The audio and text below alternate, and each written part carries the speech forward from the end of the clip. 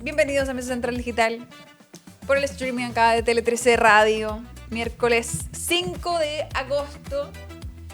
La mitad de la semana hay 13 grados, esta hora en la región metropolitana y vemos ahí otros puntos del país. Ojo que hoy día, según la Dirección Meteorológica, se esperan lluvias desde O'Higgins. Sí, desde O'Higgins hasta el Biobío se esperan precipitaciones, abundante nubosidad, dicen también para toda la zona central y se nota en las imágenes que tenemos ahí en pantalla. Para la zona norte también van a estar con harta nubosidad durante esta jornada, pero va a ir despejando al parecer durante la tarde y el interior también en el norte va a estar despejado. La zona sur austral, dicen entre la Araucanía y los lagos, con cielo nublado también y precipitaciones de variada intensidad este día miércoles. Se había anunciado, ¿no?, que llegaba un nuevo sistema frontal a mitad de semana a distintos puntos del país y se está haciendo sentir. Ahora, vamos a la otra pantalla dividida. ¿De qué vamos a hablar hoy día? Por supuesto vamos a hablar de la mega reforma, porque ya se despachó. Sí. Se lograron los votos, 27 votos a favor tuvo el gobierno ahí en el resultado del apoyo de los senadores, un descuelgue también ahí del oficialismo. Y lograron entonces 27 votos, se aprobó este mecanismo de compensación por la exención del pago de contribuciones. Había harto ocurriendo ayer en el Congreso porque llegaron los alcaldes. Esta era una decisión de los senadores, pero llegaron los alcaldes. Y los alcaldes que estaban a favor y los que estaban en contra. Vamos a hablar de esa discusión que se dio también. Y ya se ingresaron los vetos también, los que ya se habían anunciado, se habían confirmado por parte también del gobierno, pero ya documento en mano, ya se ingresaron estos vetos por parte del Ejecutivo. Vamos a hablar también, del desorden oficialista en medio de todo esto, porque hoy día el propio senador Cruzco, que decía, que es el presidente de Evópoli, que reconocía que en medio de algo que se podría estar celebrando, como es el trámite en 5 meses de la mega reforma, están en disputas internas, sobre todo ahí entre los republicanos y Chile Vamos.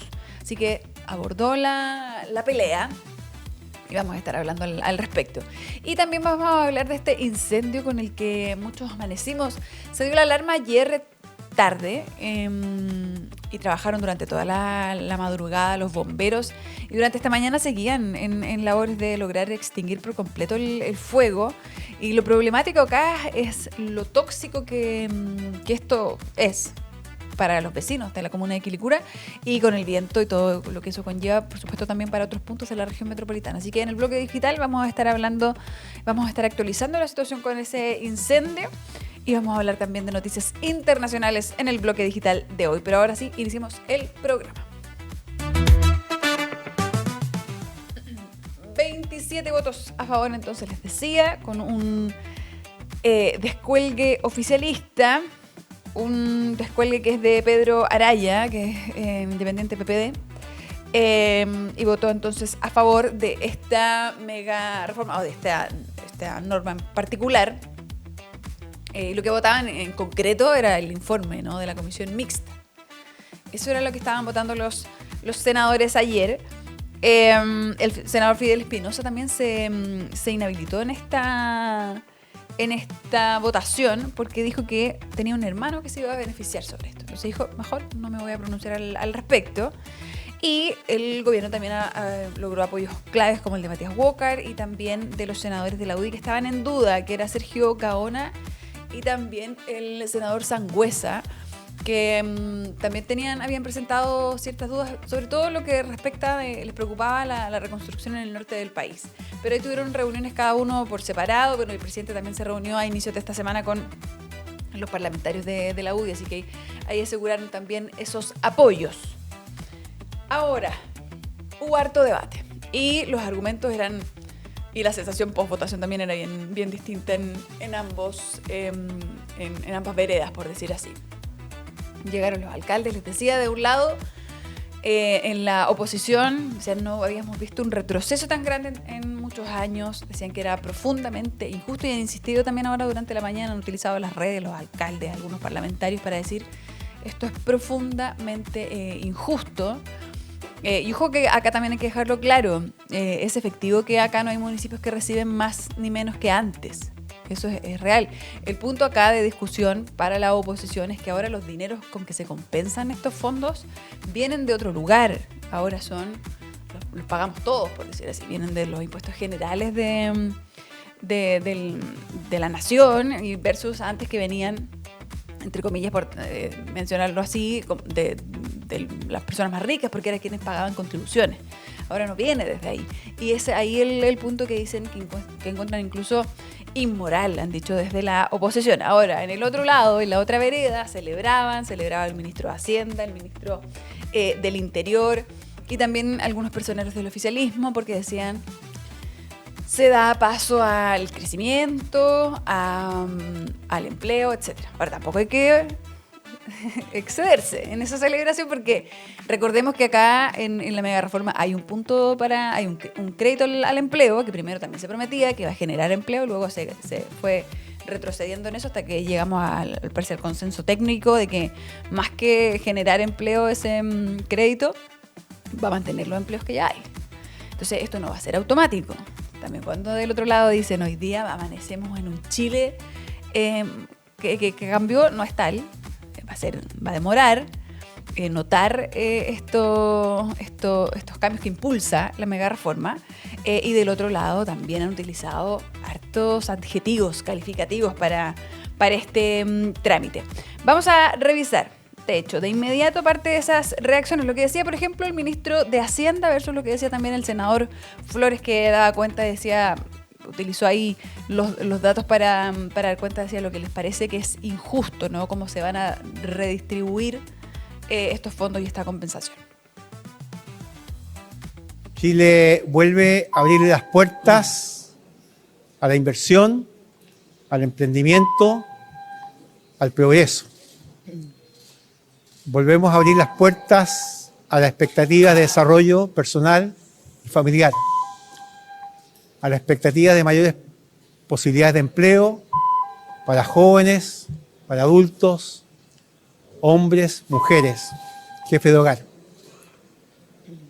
Es un camino que será persistente, pero con una dirección clara, y después de esta iniciativa vendrán más, todas dirigidas a seguir recuperando el camino extraviado del progreso y del crecimiento. Quisiera agradecer en esta instancia, a nombre del gobierno del presidente Kast, todo el trabajo arduo de todos los parlamentarios que analizaron este proyecto, lo discutieron, lo mejoraron, e incluyendo tanto de gobierno como en muchas ocasiones también de oposición. Espero que los municipios más pobres y la gente más pobre de los municipios más pobres no sigan pagando la cuenta, porque la van a tener que hacer a través del IVA cuando compran sus alimentos o cuando compran sus artículos de primera necesidad. Y quiero decir en esto que, y hay muchas cifras que se puede esgrimir, que con la propuesta del gobierno hay municipios densamente poblados que no van a recibir nada en compensación por la vía directa de este nuevo formato que el gobierno ha implementado a través de impuestos generales. Con la propuesta que tenían los alcaldes de oposición, municipios como Valdivia habrían recibido 830 millones de pesos y no van a recibir adicionalmente a lo que les toca, ¿no? Esto es 100% fondo común municipal. Hay que decir que en Las Condes el beneficio va a ser para 22.000 hogares de los más altos ingresos. En Valdivia van a ser 2.000. En Los Lagos van a ser 2. Eso no es equidad territorial respecto de lo que significa en el impacto la exención del pago de contribuciones. Claro, y ahí surgían argumentos también desde la oposición que decían por qué se le cerró la puerta, por ejemplo, a hacer una exención del pago de contribuciones, pero que no fuese universal, o sea, para todos los mayores de 65 años, sino que tuviese relación también con el nivel de ingresos y con el precio de las propiedades. O sea, ¿por qué no se optó por esa solución que hubiese tenido un impacto menor? O sea, hubiese sido menos la cantidad que había que compensar, y por supuesto que también estaba muy en contra en que se compensara de recursos ahí de todos, y ese es el gran punto, y desde ahí viene el argumento de que es regresivo y que la distribución de los recursos está mal, y que además se profundizan esas diferencias con este trámite, con este punto de la mega reforma. Pero ahí estaba el debate quizás a nivel, bueno, escuchábamos ahí al senador Flores, hablaron en conjunto los senadores de oposición, veíamos ahí en la imagen estaba también el senador Ibáñez, Claudia Pascual, que de hecho comunicaban, ellos recibieron a los alcaldes más temprano, antes de la votación, y comunicaban que hicieron una reserva de constitucionalidad, lo que quiere decir que podrían llevar este punto de la mega reforma, esto que se estaba votando ayer, esta última parte, esta compensación, la podrían llevar también a través de un requerimiento al Tribunal Constitucional. Se supone que eso mañana se va a revisar, los 3 que ya habían, pero ahora se abre la posibilidad, dicen, están estudiando la posibilidad de un 4º requerimiento ante el Tribunal Constitucional. Así que ojo con eso. Esto va a ir en paralelo con el veto, o sea, prácticamente van a estar, porque ya se ingresaron hoy día los vetos del presidente Kast, y mientras entonces se espera que mañana se estén viendo también esos requerimientos, así que van a ir en carriles paralelos probablemente, y bueno, decían, vamos a quizás objetar ese punto. Ahora, ojo también, que como esta norma modifica la ley orgánica de los municipios, independiente de si sumaran o no este 4º requerimiento, esto efectivamente tiene que tener un visaje del Tribunal Constitucional. Esto va a ir igual a eso porque modifica la ley orgánica de los municipios. Así que de todas formas va a haber ahí un pronunciamiento del TC. Ahora vamos al otro debate, porque les decía, muy protagonistas también de toda esta discusión fueron los alcaldes. Y ahí vemos en pantalla quienes tomaron la palabra, ¿no? Hicieron un punto de prensa los alcaldes de oposición y luego los del oficialismo, que además estaban acompañados de algunos senadores. Vamos a revisar lo que decía la alcaldesa Camila Nieto de Valparaíso, la alcaldesa que además dieron orden de desalojarla en algún momento de la sala. Bueno, ya había terminado de todas formas el trámite. Fue en medio de que cuando ya comienzan los abrazos, el ministro Quirós que no ocultaba su alegría, ¿no? Y es en ese momento, en ese contexto, cuando ella desde la galería en la sala grita y dice que nuevamente están como legislando, dice, este gobierno está legislando de espalda a la ciudadanía. Era un poco esa la frase, y por supuesto, claro, para que la escucharan, ella gritó en la sala, y eso generó también la presidenta del Senado, que dijo, no corresponde, se desaloja, pero en realidad iban todos saliendo de la sala en ese momento. Vamos a escuchar lo que decía también entonces la alcaldesa de Valparaíso, y vamos a escuchar también lo que decía del otro lado, a quien constantemente han señalado harto, hemos escuchado harto a Las Condes, a la comuna de Las Condes, en los argumentos, ¿no?, de los alcaldes de oposición, y habló también la alcaldesa San Martín ayer por la tarde. Como comuna de Valparaíso hemos visto la pobreza durante esta emergencia y durante toda la historia de nuestra comuna. Nosotros pensábamos que había un valor intrínseco en nuestra sociedad, que es el ir disminuyendo las brechas y las desigualdades. Pero vemos que con este gobierno que no mira la realidad, que no mira la pobreza que los alcaldes miramos a diario de nuestras distintas comunas, se está haciendo a las personas más pobres de nuestro país subvencionar las comodidades de aquellos que más tienen. Este proyecto es profundamente injusto y hay que decirlo porque el rol de los alcaldes y las alcaldesas es defender a nuestros vecinos y vecinas. Y en ese sentido, como alcaldesa de Valparaíso y todos los alcaldes que estamos acá, no nos vamos a perder. En la historia tiene que quedar patente que advertimos esta situación de desigualdad, que advertimos que más de 190.000 millones de pesos se va a gastar el Estado en cubrir este gustito ideológico al hacer de una medida que perfectamente pudo haber estado acotada a las personas más pobres que pagan contribuciones mayores de 65 años, optaron libremente con el apoyo de este Congreso Nacional por la universalización. El compromiso que se asumió en La Serena se va a cumplir. Ningún municipio recibe más recursos, ningún municipio recibe menos recursos. Se ha tratado de instalar eso en el debate, se han tratado de instalar cosas que no son ciertas en el debate, y yo quiero ser enfática. Lo que acordamos en La Serena hoy día con este proyecto se cumple. Espero de verdad que los senadores puedan dar cumplimiento, insisto, a este acuerdo que se tomó, en donde estaban los alcaldes que estuvieron antes acá. Y no quiere decir, y acá algo bien importante, no quiere decir que la discusión se cierre hoy día respecto al Fondo Común Municipal, ni respecto a cómo se distribuyen los recursos. ¿Y por qué quiero decir esto? Porque los alcaldes que estuvieron acá antes que nosotros tuvieron 4 años en el gobierno de Gabriel Boric para haber levantado esto como un tema trascendente. Y no lo hicieron. Y resulta que cuando estamos discutiendo una mega reforma que va a beneficiar al país, una mega reforma que da cumplimiento en este articulado, un compromiso que tomamos en La Serena los alcaldes, es tema. Entonces lo que yo pido es seriedad. Lo que yo pido es que nos sentemos, porque sí, nos vamos a tener que volver a sentar a la mesa a conversar. Ya, nos vamos a tener que sentar a conversar, dice la alcaldesa. Ahora convengamos también que hubo descalificaciones, ella dijo que estaban mintiendo del otro lado, y ahí también se empezó a poner más turbia el agua, ¿no?, entre los alcaldes, que en general trabajan bien a la par y tienen varias instancias de coordinación. De hecho, ayer no descartaban algunos de los alcaldes de oposición crear una nueva asociación. A propósito de esto, puso paños fríos también Gustavo Alessandri, que es el alcalde de Zapallar, pero también el presidente ahí de la Asociación de Municipios, si no me equivoco.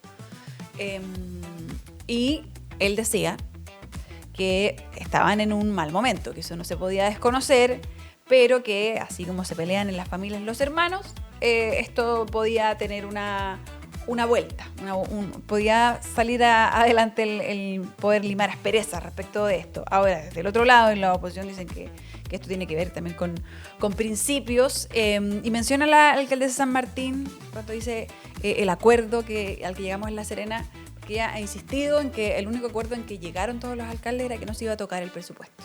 Y efectivamente por eso lo celebran, lo que ayer ocurre, porque es verdad, no reciben un peso más de lo que recibían antes, ni un peso menos de lo que recibían antes. Pero el punto que tienen del otro lado es que los dineros vienen desde otro lugar, y eso es lo que les parece injusto a los alcaldes de oposición. Así que vamos a ver qué ocurre respecto de los vetos, porque ya, bueno, está zanjada entonces la discusión, se despacha acá la mega reforma, pero hay que hacer revisar esas correcciones. Se espera que sea a partir del lunes 10 de agosto que se pueda ver ahí por parte de a nivel de Congreso parlamentarios los vetos que ingresó el presidente, pero eran específicamente lo que ya se había anunciado, ¿no? Esto del anatocismo, la posibilidad de cobro de intereses sobre intereses, lo que respecta también a las pymes, el poder zanjar ese pago a los 30 días, que ya existe, pero es verdad que habían cosas que estaban un tanto tenues. Quizás había que delimitar mejor y mejorar también en redacción esos puntos. Y el último punto, eran los 3 puntos, a ver, ¿dónde está el otro?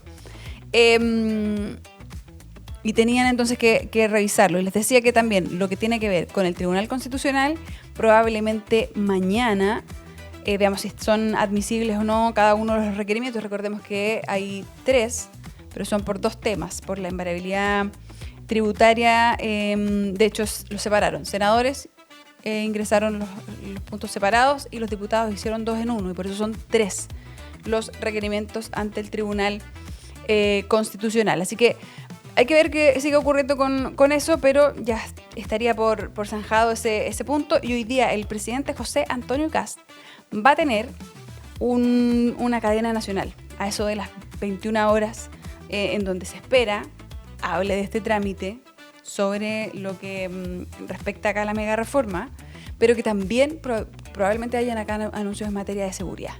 Que eso también va a ser importante porque el gobierno quiere marcar ese punto, ¿no? De que viene, esa era la duda, que viene ahora, después de esta mega reforma, y probablemente sea el turno de protagonizar la agenda de el ministro Martín Arrabo, el ministro de Seguridad Pública. Acá están los vetos. Claro, el derecho al olvido financiero por deudas, ese era el que me faltaba, el derecho al olvido financiero por deudas, el impedimento al cobro de intereses sobre intereses, que es el anatocismo que les mencionaba, y los ajustes para garantizar el pago a 30 días para las pymes. Eso ya se ingresó durante esta jornada. Saludemos a nuestros auspiciadores. ¿O no? Sí, los saludamos. Ay, me quedaba algo muy importante antes de saludar a los auspiciadores. Vamos, saludemos a los auspiciadores. Que el banco no detenga tu empresa. Con Coihue puedes cobrar y pagar a otros países en minutos, 24/7 y de forma segura. Entra a coihue.com, koywe.com. Muchas gracias, Coihue, por estar con nosotros. Y me quedaba algo, es cierto. Ayer el presidente tuvo una reunión con el gremio del turismo. A propósito, bueno, era el presidente y también el ministro del Trabajo, porque recordemos que en algún momento cuando se anunció que se quería buscar el poder expandir el tiempo de cálculo de las 42 horas, decían que particularmente esto iba a estar dirigido para la industria del turismo, para generar ahí mayores posibilidades, pero en esta reunión al parecer se abordaron también más cosas, cómo potenciar el turismo y cómo poder entonces sacar el mayor provecho posible. Estaba el ministro Mas en esta reunión. Escuchemos parte de lo que decía luego de la reunión con el mandatario. Hemos reiterado que quizás no existe otro sector económico que tenga la capacidad de transformar la inversión en empleo. Ese es una de las grandes virtudes que tiene el turismo y es por lo tanto nosotros creemos que debemos ser parte de la solución a esta crisis que el país está viviendo en materia de desempleo. Y para lograr ese objetivo que nosotros desde FEDETUR expresamos que tenemos la capacidad de generar 200.000 empleos en los próximos 4 años si logramos gestionar de manera adecuada 4 puntos que les pusimos al ministro Mas y a la subsecretaria. Con ellos fuimos revisando cada uno de estos puntos y vimos formas de cómo hacer un trabajo público-privado que nos permita llegar a puerto y así ser un aporte para el desarrollo del país. No hay región donde usted no encuentre un emprendedor turístico. Esta es una industria que entrega intensivo empleo, sobre todo a mujeres y jóvenes, que son 2 segmentos donde Chile está al debe. Oportunidad entonces para generación de empleos, dicen, hay en el turismo, y la idea es trabajar en conjunto para poder allanar el camino para esa generación de empleos. 11:33, vamos a ir a la pausa y volvemos con más Mesa Central Digital.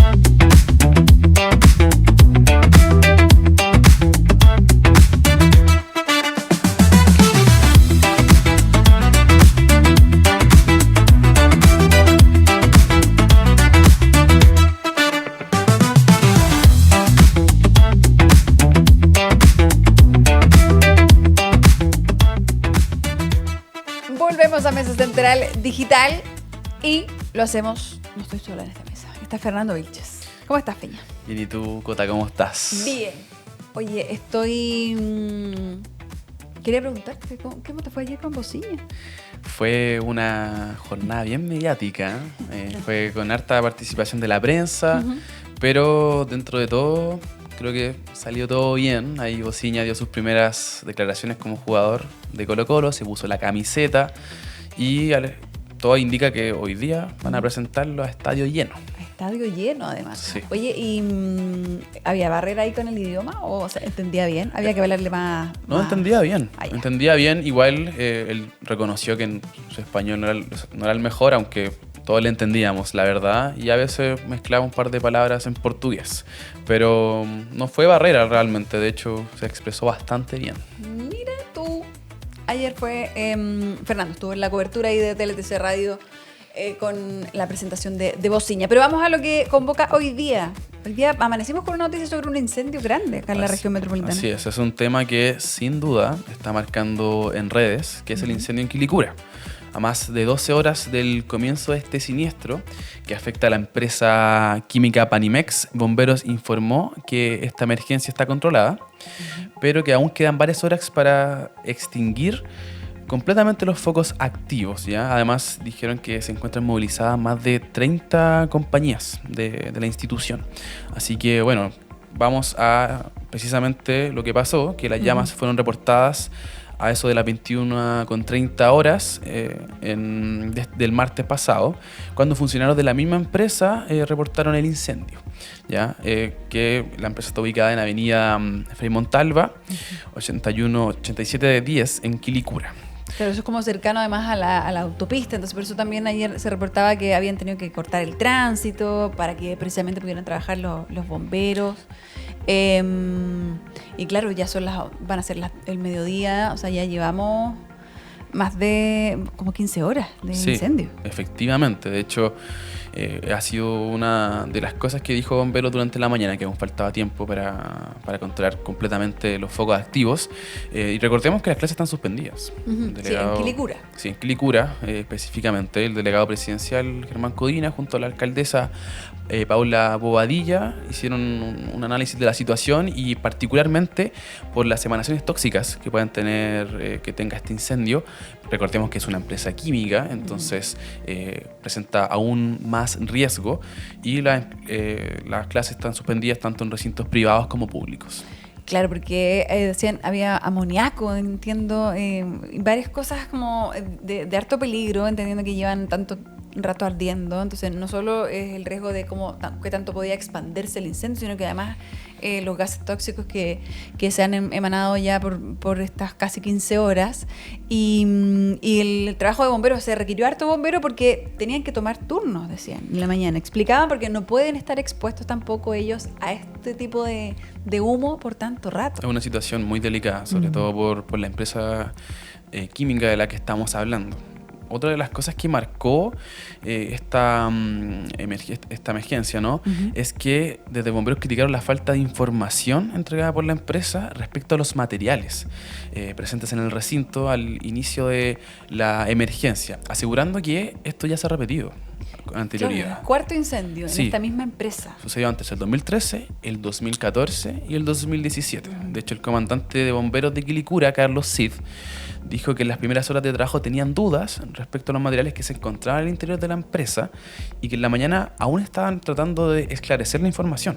De hecho, también puntualizó que esto los hace perder tiempo y que queda en evidencia que hay un protocolo que no se ha actualizado. O sea, si ya es la cuarta vez que esto sucede es porque efectivamente hay falencias con el tema del protocolo. Claro, y el tema es que acá lo que explicaban desde bomberos es que cuando hay empresas que funcionan, son empresas químicas, acá hay una exigencia de que estas empresas le informen a los bomberos como todo lo que hay al interior de la empresa y lo que puede generar un riesgo como este. Entonces, eso al parecer no estaba actualizado y de hecho entiendo ahí uno de los comandantes de los bomberos que como ha ocurrido, como es cuarta vez, pudieron tener mayor conocimiento porque sabían desde antes. O sea, no es que hayan tenido ahora la información concreta, sino que era porque conocían el lugar, conocían la empresa. Pero claro, si no está claro y no se respeta el protocolo, se pone en riesgo también la vida de los bomberos. Sí, al final es eso, de los funcionarios, obviamente de la empresa, pero también de los funcionarios de bomberos. Y de hecho también otra cosa que se sumó a estas críticas es que no había un prevencionista de riesgos en el lugar, y al menos durante la mañana tampoco se había hecho presente. De hecho, la alcaldesa se sumó a estas críticas. Dijo que ella estuvo hasta las 4 de la mañana junto a su equipo municipal y que no había llegado un prevencionista de riesgos hasta esas horas de la madrugada. También dijo que desde la municipalidad oficiaron a la Seremia de Salud. Desde abril están oficiando la Seremia de Salud con respecto a este tipo de cosas. Y ahora la Seremia de Salud anunció que van a levantar una investigación contra la empresa, a propósito también del... Claro, efectivamente. Bueno, finalmente la alcaldesa afirmó que estas situaciones tienen que tener las multas más altas para las empresas y que espera que se tomen todas las acciones correspondientes para que precisamente no se vuelva a repetir una situación así, que ya ha llevado a la suspensión de clases, ha quedado expuesto diferente personal de bomberos y también de la empresa, así ya es la cuarta vez que sucede, entonces claro, hay que estar atentos. Y los vecinos también, imagínate los que están sobre todo ahí cerca, es súper angustiante ver esa nube tóxica. La recomendación decían era que como que la gente se encerrara en las casas, sí, y que pusieran paños húmedos debajo de las puertas para que no ingresara este gas tóxico, pero es súper imposible estar todo el día encerrados, y sabemos que esta nube se está moviendo también por toda la metropolitana, así que ojalá que la lluvia que se espera caiga hoy día por la noche nos ayude a limpiar un poco el aire. Efectivamente. ¿Qué más? Bueno, Cota, otro tema que está marcando es el regreso del Papa a América Latina, lugar donde pasó décadas como misionero, y ya confirmó sus destinos. Y una de las noticias que nos pega acá es que excluye a Chile. Porque va a viajar a Uruguay, a Argentina y Perú, según informó este miércoles el portavoz vaticano Matteo Bruni. Bueno, se dice que va a pasar harto tiempo también precisamente en Perú. Sí, efectivamente. De hecho, ahí es donde más ciudades va a visitar. Ahí después vamos a entrar en el detalle de las ciudades, pero en total son 10. En total que va a visitar en 12 días, específicamente del 6 al 17 de noviembre. Ya, ahí estará participando de este viaje, y si vamos a los detalles, el viaje apostólico va a comenzar en Uruguay, ya, y continuará luego en Argentina, marcando la primera visita de un pontífice en casi 40 años de ambos países latinoamericanos. Ya, de hecho, el predecesor de León XIV, Francisco, el argentino Francisco, no regresó a su país durante su pontificiado.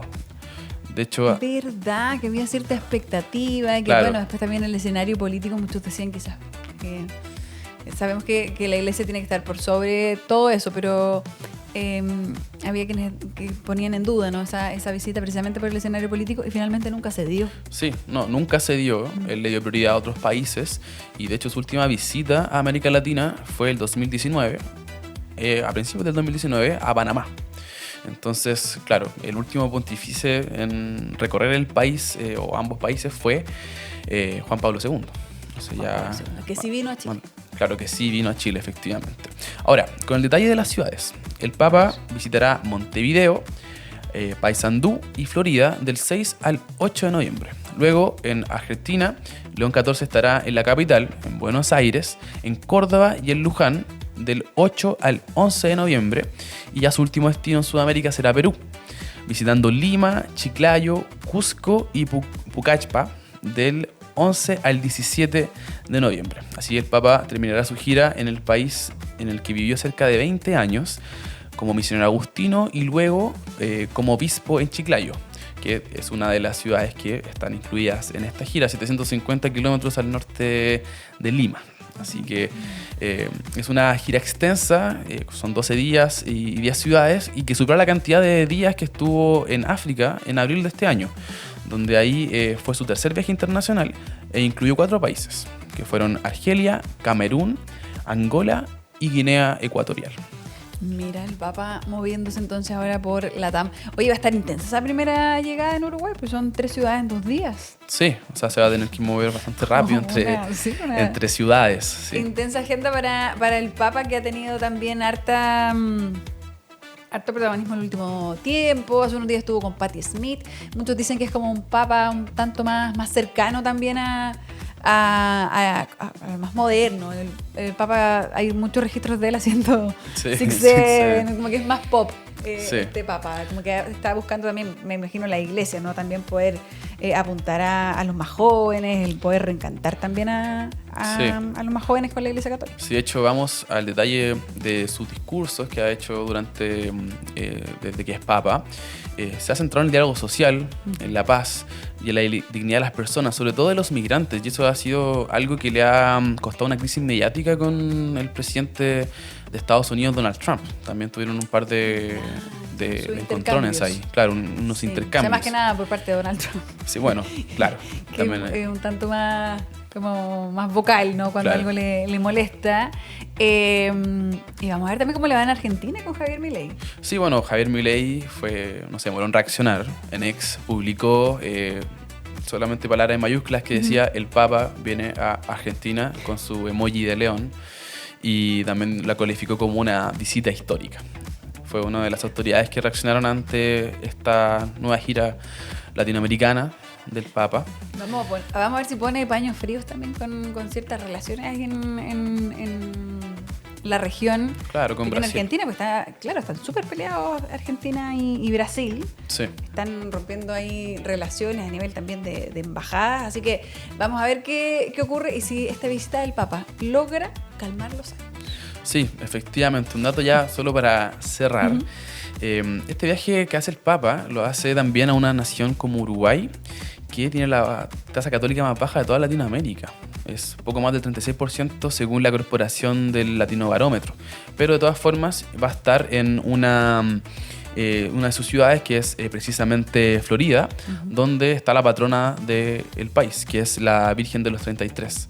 Entonces fue algo que destacaron de hecho los medios italianos, porque tenían este número y decían cuál es la explicación de que está acá en Uruguay, y decían, claro, está esta Virgen, y también de todas formas los fieles que están allá son hay harta devoción, ¿no? Ante este tipo, así que bueno. Pero también tiene sentido que si es poca la gente que está se declara cercana a la iglesia católica, yo creo que también es válido que él quiera salir precisamente a convocar. Sí, ¿no? Así es, sí. Bueno, será el sexto viaje internacional del Papa León tras su visita a Turquía, al Líbano en noviembre del 2025. También estuvo en Mónaco en marzo. Después la gira en África. Estuvo en España igual, ¿no? En España, claro, y su próximo viaje va a ser a Francia, que será entre el 24 y el 28 de septiembre. Bueno, Francia, y Europa en realidad que está también con medio de una crisis migratoria, así que me imagino que él también tiene harto que decir al respecto. Así es. Muchas gracias, Fernando Vilches. Gracias por este a bloque Ticota. Sí. Muchas gracias, y nosotros vamos a continuar de inmediato en nuestra pauta. Pasamos del Papa al oficialismo. No sé qué tendrán en común, pero pasamos al oficialismo. Son las 11:51. ¿Por qué continúa el desorden? Y si bien para el gobierno hoy día podían decir partimos la mañana con un triunfo, la verdad es que había sigue la tensión a propósito del testeo antidrogas, no porque no se lo quieran hacer, sino que porque han reconocido, hay críticas desde el mismo oficialismo que quizás el protocolo no era suficiente y quizás hubo equivocaciones que quizás apuraron incluso en la salida. Y hoy día el senador Cruzco, que de hecho de Bópoli, el presidente de Bópoli, decía que a él le parecía que Juan Pablo Rodríguez, que ven ahí en las imágenes, debería ser reincorporado al gobierno. Dijo, no sé si en Hacienda, pero que debe ser reincorporado. Ahora, han habido acusaciones también a través de redes sociales. Ayer Arturo Esquella se marcó ahí una discusión en redes sociales con el ministro del Interior, con Claudio Alvarado, y apareció Luciana Cruzco, que en esa conversación en X, en ese intercambio, imagínense, tenemos que hablar de las cosas que pasan en las redes sociales con un político. Pero bueno, apareció en esa conversación y les dijo, estimados, ¿por qué no llevamos esto al chat interno? ¿Por qué no nos devolvemos al chat interno y como básicamente lavamos los trapitos en casa? Y eso es lo que no está ocurriendo al parecer. Escuchemos lo que decía el ministro del Interior, el ministro Alvarado, a propósito de la polémica con Arturo Esquella. Dijo que van a conversar. Recién intercambiamos algunas palabras en la sala y quedamos a juntarnos a conversar. ¿Usted mantiene que tiene que separar los sentimientos de las decisiones políticas? A ver, las decisiones del gobierno corresponden al gobierno y los juicios y las opiniones que emitan los parlamentarios están en su legítimo derecho. Respecto al protocolo del test de droga, ¿hay algún espacio para revisarlo? Porque no solo el senador Esquilla, hay varios parlamentarios que dicen que debiese mejorarse eso, revisar la licitación incluso. Mire, yo en la mañana señalé a un medio de comunicación de que ayer ingresamos una reforma constitucional que establece ciertas sanciones de pérdida al cargo a quienes se determine que son consumidores de droga, y al mismo tiempo señalamos que serán las leyes correspondientes donde se determinen el procedimiento, el sistema, las condiciones para los laboratorios, de tal manera de que sea un proceso seguro, confiable y de garantía. Estamos en vivo para 24 horas. ¿Qué es lo que puedo hablar con el presidente del Partido Republicano, entendiendo que él manifestó su incomodidad con la forma en que se abordó el tema del ex subsecretario de Hacienda? No, yo acabo de encontrarme con él, intercambiamos un par de opiniones, yo tenía que salir a conversar con otro senador y quedamos en el regreso a la sala de conversar. ¿Una reunión que va a seguir? Sí, en desarrollo permanentemente. ¿Y qué le parecen las quejas públicas que se han conocido? Mire, de hecho, le escribené que usted directamente lo retuiteó ahí. Bueno, amigo que me escribió, yo soy un reconocido y agradecido de la confianza, el respeto y la amistad que él profesa hacia mi persona, que creo que es recíproco. Bueno, es recíproco, dice el ministro del Interior, claro, porque Arturo Esquella había escribió un mensaje bien largo en X, en donde dice que con todo el respeto, dijo, acá hay imposible a veces separar todo, ¿no? Porque la invitación que había hecho antes el ministro del Interior en una entrevista era que podía ser entonces como entender que habían como que la crítica también tiene que ser un tanto interna, ¿no? No puede estar todo el tiempo así, o que hay que separar la molestia a veces, hay que entender el bien mayor. Es un poco la reflexión detrás. Ahora, teníamos ahí al ministro del Interior, pero escuchemos lo que dijo Luciano Cruzco, que esta mañana estuvo conversando con Iván Valenzuela en Mesa Central sobre la pelea interna. Tenía sus opiniones al respecto. ¿Y por qué no se logra el orden? Mire, porque la derecha es especialista en esto. Especialista de todo el siglo XIX, el siglo XX, da muestras palmarias. Gonzalo Vial Correa decía que cuando la derecha está al alcance del poder, se divide inefablemente. Y esto es propio también de la división de las derechas, y en estricto rigor, tú tienes un gobierno que está convocado, que es lo que hizo el presidente Kast, yo creo que con bastante habilidad política, a personas que no votamos por él, si yo estaba con Evelyn Matei, ¿verdad? Y los demócratas también. Y hoy día tenemos un gobierno donde está Jaime Campos, ex ministro de Bachelet, Jimena Rincón, donde está Evópolis, donde está Renovación Nacional, la UDI, todo Chile Vamos, ¿verdad? Gobernando también con el Partido Republicano, con quien evidentemente que ha habido nexos políticos, pero no ha habido la experiencia de gobernar conjuntamente. Entonces esto es parte de esa inexperiencia, y parte, yo no lo quiero dramatizar porque yo creo que es parte de la experiencia que se adquiere al gobernar juntos, pero evidentemente que nosotros no podemos andar ventilando los asuntos internos por la prensa, porque en vez de estar celebrando hoy día que tenemos un IMASEC que da algunos brotes verdes, que sacamos una reforma de reconstrucción que es extraordinaria y en tiempo récord, ¿verdad? Que tenemos una oposición dando tumbo, hoy día fíjese que vamos a aprobarse la cuna universal, hoy. Se ve en el Senado, en vez de estar celebrando buenas noticias, ¿verdad? Y noticias que le van a hacer bien también a la ciudadanía, no son solo noticias políticas, estamos en la querellita interna de que tú me dijiste, que yo te dije, que... Bueno, efectivamente, están ahí en medio de esa polémica interna de quién dijo qué y por qué lo dijo y cuándo lo dijo y en el tono en que lo dijo. Vamos ahora a revisar lo que decía a propósito de este testeo, porque también ahí han habido críticas, hubo un reconocimiento también al inicio de esta semana acá en Tele 13 Radio que da la ministra de Salud, donde dice efectivamente, si el protocolo hace ruido, si se menciona constantemente es porque estamos quizás en deuda, quizás hay que revisar, quizás hay que tener ahí una mayor atención en este punto. Y también fue un poco crítico el senador de la reforma que anunció el gobierno. Muchos dicen no viene a solucionar el problema de fondo, y algunos mencionan también, ¿no?, que hay un protocolo que genera Contraloría, pero también lo genera Contraloría porque no estaba claro antes. Entonces, acá había harto que quizás definir y generó esta crisis, ¿no? La salida del ahora ex subsecretario Juan Pablo Rodríguez, que además ayer mostró otros 2 nuevos testeos en donde dice: soy negativo. Entonces él insiste en defender, dice: estoy en mi derecho también de defender mi honra. Hay quienes han presentado cierta incomodidad por lo vocal que ha sido en defenderse, y otros dicen está en todo su derecho, porque no es menor salir de un cargo acusado de ser consumidor de drogas. Vamos a revisar lo que decía Luciano Cruzcoque al respecto. Caso del ex subsecretario de Hacienda, Sí. ¿a usted le parece que lo manejó bien el gobierno?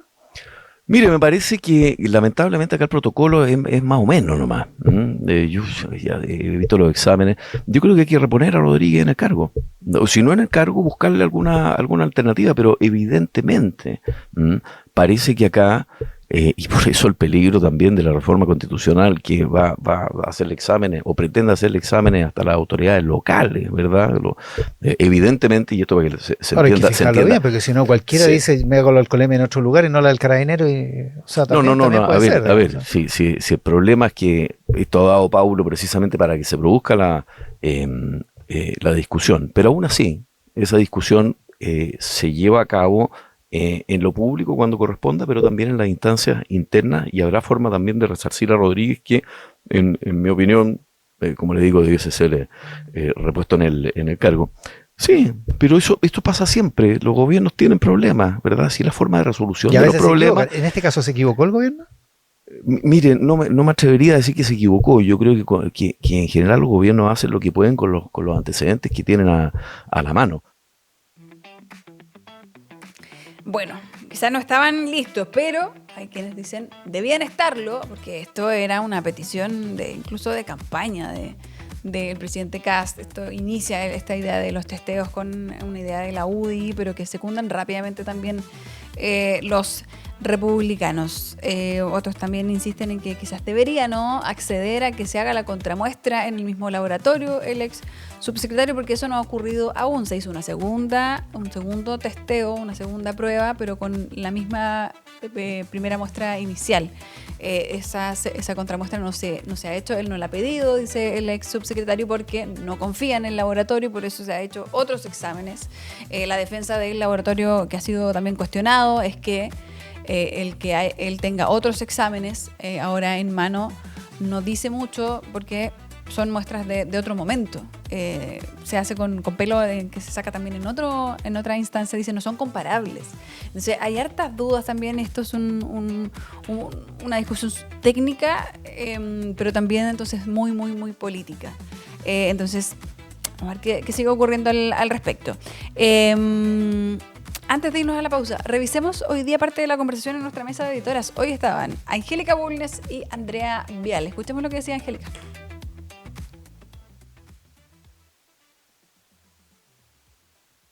Al actual gobierno le revienta esa etiqueta, lo que es la primera y más básica explicación de por qué a algunas personas de oposición les resulta tan atractivo usarlo. Claro. Ya, y hay buenas razones para que moleste, porque si bien la definición de ultra o extrema, ya sea de izquierda o de derecha, puede variar, puede incluir distintas cosas, siempre tiene un elemento antidemocrático o autoritario. En el caso de la derecha, ir acompañado, por ejemplo, de un conservadurismo o de neoliberalismo, y en la izquierda de estatismo o de un afán redistributivo. Pero el rasgo iliberal es el esencial, e incluye cosas como tratar de debilitar la independencia judicial, la protección de minorías, aminorar los límites del Ejecutivo, porque una persona conservadora que no tiene rasgos iliberales, bueno, es conservadora nomás. Claro.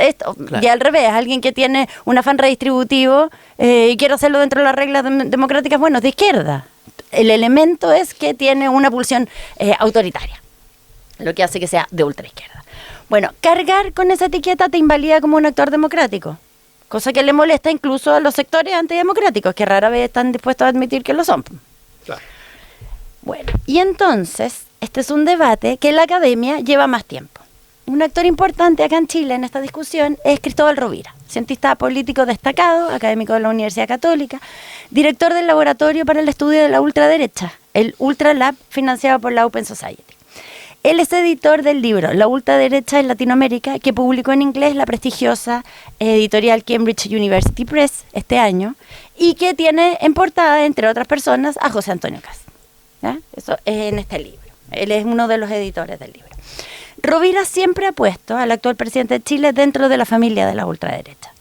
Para empezar, por sus compañías internacionales. O sea, por el dime con quién andas y te diré quién eres.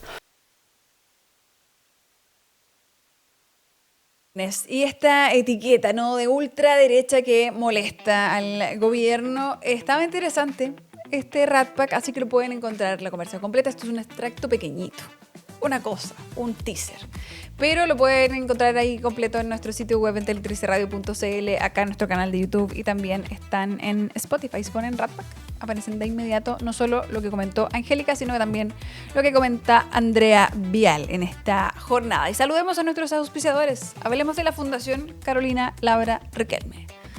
Es una fundación educacional que lidera el desarrollo de la pedagogía hospitalaria en Chile, garantizando el derecho a la educación de niños, niñas y adolescentes en situación de enfermedad, mediante respuestas educativas de excelencia, inclusión, innovación y un compromiso permanente. Le agradecemos a la Fundación Educacional Carolina Labra Riquelme por estar con nosotros. Vamos a la pausa y ya volvemos.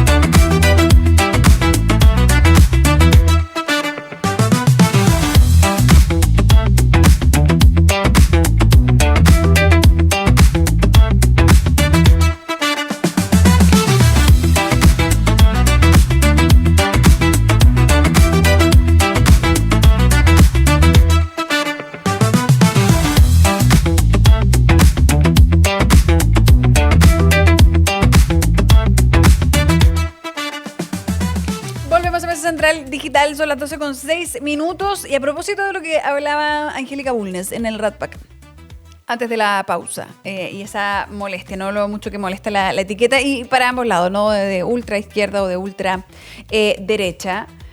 Ayer el presidente, en realidad antes de ayer, porque fue tarde, por la noche, a propósito del veredicto que se había dado, o que se deja firme, ¿no?, la sentencia del ex carabinero Claudio Crespo, en el caso de Gustavo Gatica, que además es diputado. El presidente, 11:38 de la noche, el día lunes, escribe, toma sus redes sociales y dice: la justicia ha hablado en el caso de Claudio Crespo y lo ha hecho fuerte y claro. Luego de años de acusaciones, ha sido exonerado de todos los cargos y se confirma que actuó en legítima defensa. La comunicación del presidente. Y generó hartas reacciones, crítica también desde la oposición, en donde, así muy bien simple, había gente que decía: ¿y qué tiene que andar tuiteando el presidente sobre esto? Esa era un poco la reacción. Otros decían: está haciendo lo que criticaba que hacía el expresidente Gabriel Boric, que también utilizaba a veces harto las redes, incluso para pronunciarse de situaciones a nivel internacional. Entonces esa era un poco la crítica, que hacía lo mismo que decía que no correspondía hacer. Y otros que decían: ¿por qué se entromete en un caso que además ha sido tan bullado y cuando además involucrado hay un diputado de la República, que es Gustavo Gatica? Vamos a revisar parte de la reflexión que hacían hoy día en nuestra mesa nuestros columnistas a propósito de esta comunicación del presidente y las reacciones que generó. Es que a partir de las declaraciones del presidente José Antonio Kast, particularmente este tuit en su cuenta personal que hizo en torno a la ratificación de la condena de Claudio Crespo, es que creo que el presidente, en lugar de estar buscando disminuir esta división, pareciera que la quisiera administrar o gobernar. Y es que lo que señala el presidente en su cuenta personal no es solo hacer una alusión a respetar el fallo, cuestión que todos esperamos de un gobierno democrático, más allá de que esa discusión se hablaba en el Ratpack que está hoy día en boga sobre la ultraderecha, y está bien, evidentemente todo gobierno tiene que respetar los fallos, pero es distinto de ahí a comentarlo, a celebrarlo y a presentarlo como una reivindicación a Carabineros, particularmente siendo el presidente de la República. Porque esto genera ánimo en su sector, pues ya inmediatamente sale republicanos, libertarios, la UDI a pedir indulto para los informados condenados por violación a los derechos humanos durante el contexto del estallido. Y es que en verdad se intenta utilizar este fallo para establecer un relato y una narrativa de división en torno a los hechos del estallido social. Entonces, a mí me produce observación esta cuestión, o sea, me genera hacer observaciones. Primero porque el problema no son las diferencias, en democracia podemos tener diferencias, no tenemos por qué estar de acuerdo, de hecho es parte de la gracia de este panel. El problema es qué rol cumplen quienes lideran los espacios públicos y políticos, y ahí hay una decisión que es política. ¿Voy a agudizar esas divisiones? ¿Voy a administrar la polarización o voy a intentar disminuirla? Si bien la política tiene un rol que es muy claro, ¿no? ¿Cuál es la respuesta inmediata o lo más pronta a las necesidades de las personas, a los malestares, en fin? Eso también se agudizó al momento de que nosotros tuvimos el estallido social, ¿no? La política tuvo que dar respuestas, ¿no? Más allá que estuviéramos equivocados, no estuviera alguno equivocado, ¿no? Pero todos vivimos a vorágines, ¿no? Se han escrito libros al respecto, Gonzalo Blumen, La Vuelta Larga, ¿no? Entonces podemos hacer crítica de cómo fueron esas respuestas. La academia plantea más bien preguntas y reflexiones, yo creo que por ahí me quiero bajar, respecto a esa batalla cultural y esa diferencia, respecto a lo que nos ocurrió, yo creo que todavía está abierta, y lo que yo esperaría es que de un lado la academia colabore, reflexione, profundice más eso, porque aun cuando hayan pasado 5, o sea, ya no lo tengo claro, desde el punto de vista de la historia, eso es muy poquito, está muy encima. Eso está abierto. Desde el punto de vista político, al final del día, lo que nosotros, la respuesta que le dimos también al estallido fue una respuesta que la ciudadanía terminó rechazando, ¿no? Esto se resuelve a nivel constitucional y pareciera ser que, o sea, no pareciera, fue bastante contundente que no iba por ahí. Y respecto a lo que dice el presidente ayer, a ver, yo creo, Alan, que estamos frente a un fallo judicial y eso tiene un valor institucional en la democracia, y lo que hace el presidente es básicamente reforzar la institucionalidad.